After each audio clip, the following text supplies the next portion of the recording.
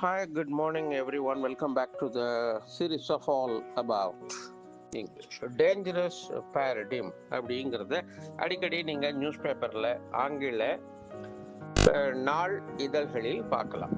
இந்த டேஞ்சரஸ் பேரடிம்ங்கிறது என்னன்னா ஆபத்தான முன்னுதாரணம்.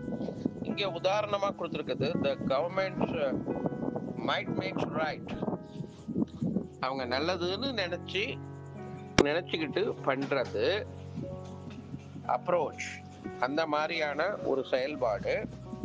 இந்த recent conflict establishes a dangerous paradigm for future international relationship.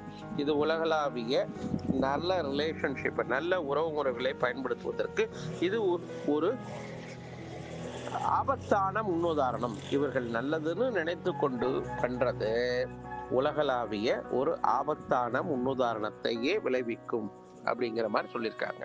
So dangerous பேரடிம் அப்படிங்கிறது ஆபத்தான முன்னுதாரணம்.